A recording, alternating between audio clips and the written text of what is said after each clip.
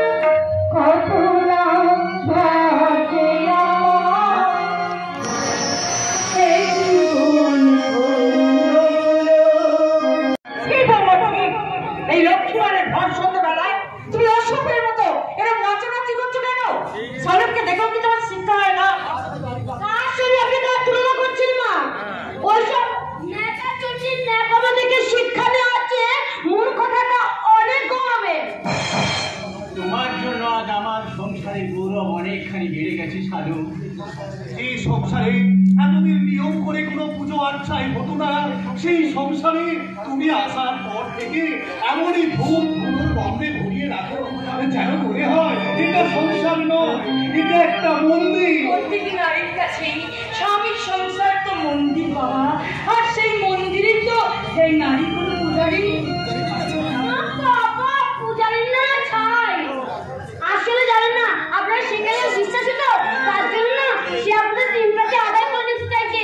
আবার এমনকি আমার স্বামীর মনে অবৈধ জায়গা করতে চাইছে, কিন্তু ও জানে না আরে বামন হয়ে তখন কোনদিন আকাশে চাঁদ দেয় না।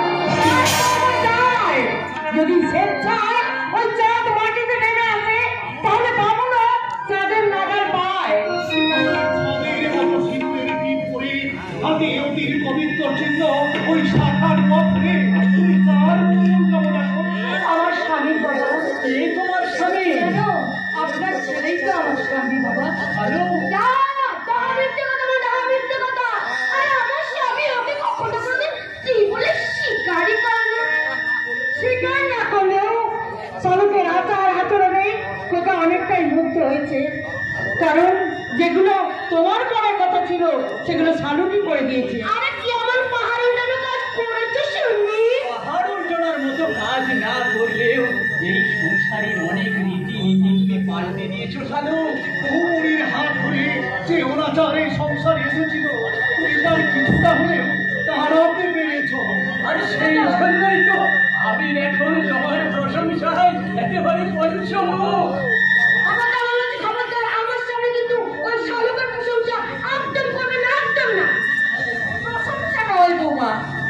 আসলে একটা সত্যি কথা বলো তো, কত অফিস থেকে ফিরলে কোনোদিন তার সামনে তুমি এক গ্লাস জলে গিয়ে দিয়েছো? আরে আমি দিইনি তো কি হয়েছে, আপনি তো দিয়েছেন। আমি নয় বাবা, ওই শালুকি খোকাকে সবসময় খেতে দেয়, তাই তো আমার মাঝে মাঝে ভয় হয় তোমার স্বামী সেবা করতে করতে শেষ পর্যন্ত তো তোমার স্বামী একদিন ওই শালুক অধিকার চেয়ে বসবে না তো? না না না, আমার স্বামীর অধিকার আমি কখনো কোনোদিন কাউকে দেব না।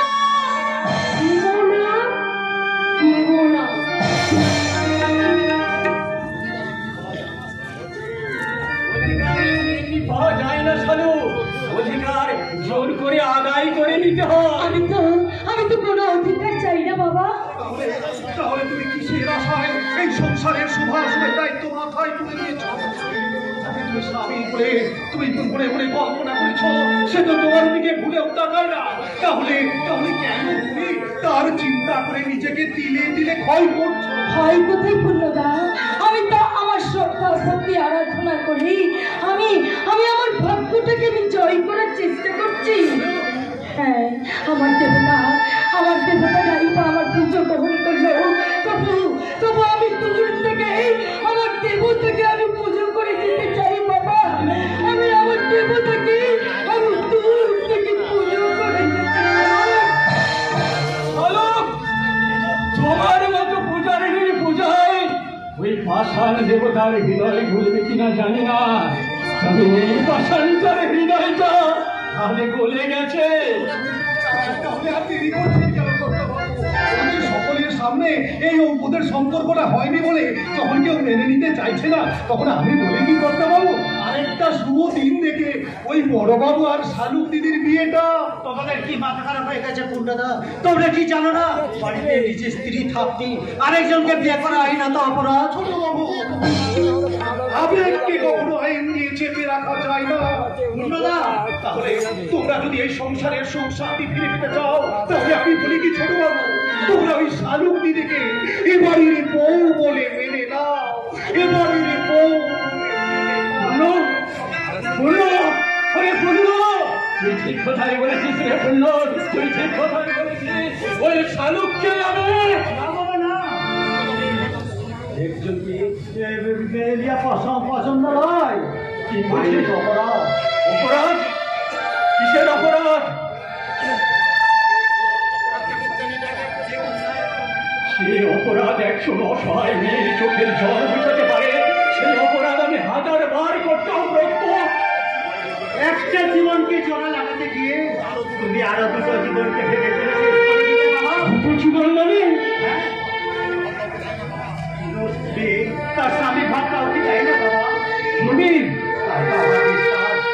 কোনদিন কখনই সেই শালুকদিকে নিজের সতী হিসাবে মেনে নেবে না। রবি, এই নেই যদি ওদের দুজনের মধ্যে চরম অশান্তি। রবি তুই তাই তো বলছি, এই অশান্তির মধ্যে পড়ে সে আমার দাদার জীবনটা অকালে শেষ হয়ে যাবে বাবা। রবি, এই সংসার থেকে বাঁচাতে এই শালুক দিদিকে এই বাড়ি থেকে বিদায় করো বাবা। রবি, এই বাড়ি থেকে বিদায় করো। রবি, রবি, অসম্ভব। তোরা যেটাই বলিস না কেন, শালুক কিন্তু আজ আমার মনে একটা পাকাপাকি জায়গা করে দিয়েছে। তাই তো সর্ব অপরাধ স্বীকার করেও আজ আমি মনে মনে একটা কথা বলতে বাধ্য হচ্ছে, ওই শালুকের আসল স্বামী নির্মাল্য যেন আর কোনোদিন ফিরে না আসে। শালুক যেন সারাটা জীবনে বাড়িতে তোমাদের গণপ্রিয় হয়ে সারা জীবন বেঁচে থাকতে হবে না। আমি তোমাকে কথা দিচ্ছি, যে কাছ থেকে হোক যেমন করে হোক নির্মল্যকে খুঁজে নেই, শালুককে তার হাতে তুলে দিয়ে আমি আমার কর্তব্য থেকে মুক্ত। কর্তব্য থেকে মুক্তি পেতে গিয়ে এতগুলো কর্তব্যকে অবহেলা করবি? আমি তো আমার কোনো কর্তব্যকে অবহেলা করিনি বাবা। উপযুক্ত সন্তান হিসাবে বাবা মার প্রতি যতটুকু কর্তব্য করা উচিত তা তো আমি যথাসাধ্য পালনের চেষ্টা করে চলেছি। এর শত অবহেলার অপমান সহ্য করেও একজন আদর্শ স্বামী হওয়ার জন্য আপ্রাণ চেষ্টা চালাচ্ছি। কিন্তু শালুকের জন্য কতটুকু করেছে বাবা?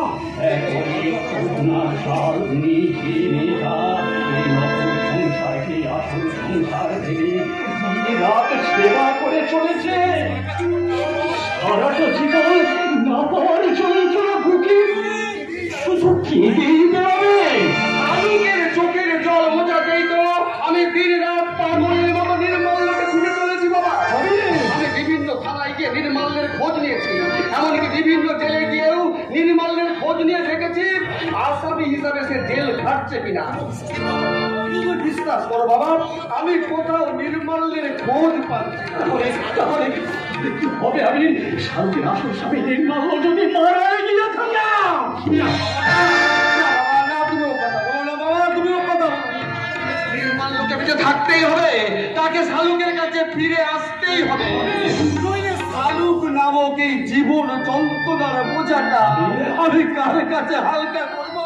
তুমি আমাকে বলতে পারো বাবা, তুমি আমাকে যাকে আজ তুই জীবনের বোঝা বলছিস তারই সঙ্গে তোকে এবার জীবনের শেষ বোঝাপড়া করতে হবে। আবির, শেষ বোঝাপড়া মানে? আমি তোকে মাত্র 7 দিন সময় দিয়ে গেলাম। এই 7 দিনের মধ্যেই শালুকের আসল স্বামী নির্মল্য যদি ফিরে না আসে তাহলে ওই শালুককেই তোকে দ্বিতীয় পক্ষ হিসাবে গ্রহণ করতে হবে। আমি বলে গেলাম। বাবা এসব কি বলে গেলেন, আর কেনই বা বলে গেলেন? তবে কি শালুকের প্রতি আবার দুর্বলতার কথা বাবা জানতে পেরেছেন? বাবা কি জানতে পেরেছেন মেঘলার অবহেলার উপেক্ষায় চরচরিতে শূন্য হৃদয়টার মাঝে শালুক একটু একটু করে জায়গা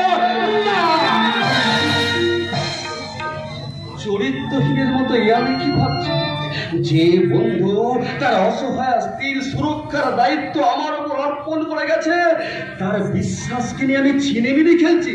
না না না না না, এ অন্যায়, মহাপাপ।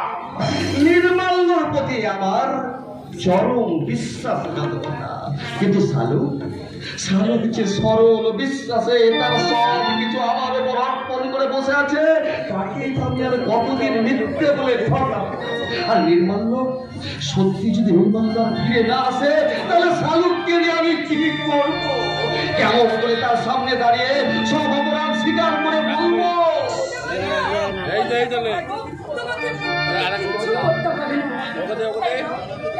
তোমার জন্য চলে গেছি, আর তোমার জন্য চলার জন্য দেরি হওয়ার জন্য আমি অপরাধ স্বীকার করছি।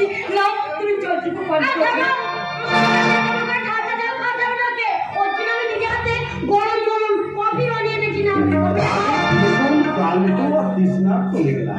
তাই আগে আমি ঠান্ডা জলটাই পান করলাম।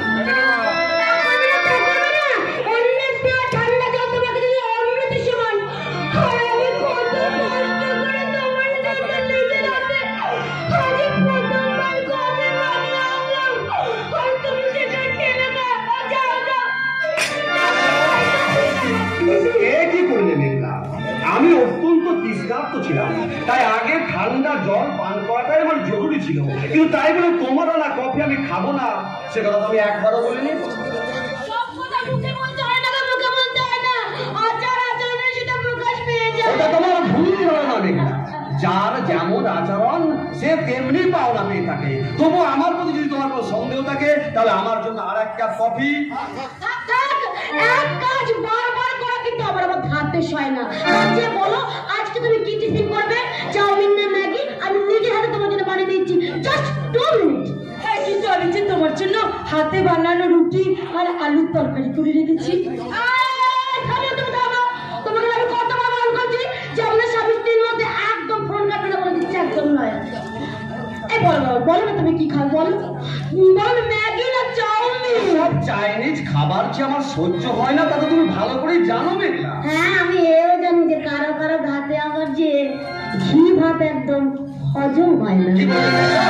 আমাকে তুমি আরে না না না না, আমি কিছুই বলি না। আমি বলছিলাম কি, বলো আজকে ডিনারে তুমি কি করবে? কি ডিনার করবে? চিকেন কারি না মটন কষা?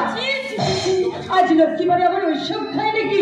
আর এই জন্যই তো আমি তোমার জন্য নিরামিষ রান্না করেছি, ওই আলু পোস্ত আর ঢোকার ডালনা। একদম চুপ! তোমাকে আমি কতবার বলেছি আমাদের দুজনের মাঝখানে একদম কথা বলবে বলেছি? কত অন্যায় কিছু বলছে না? কোনো বৃহস্পতিবার এ বাড়িতে তুমি আমিষ রান্না হতে দেখেছো? তাছাড়া সপ্তাহে একটা দিন নিরামিষ খেলে শরীরটা ভালো থাকে। তার চেয়ে অনেক বড় কথা, যে শান্তকে হাতে রান্না খেলে তোমার আবার মনটা ভালো থাকে। মেঘনা! এই, ধমকাচ্ছ কাকে? ধমকাচ্ছ কাকে? আর ঝালক যা করবো সেটাই সব ঠিক, আমি যা করবো সব ভুল, তাই না? আর আমি যা করবো ঠিক হোক আর ভুল হোক, তোমাকে তাই মানতে হবে।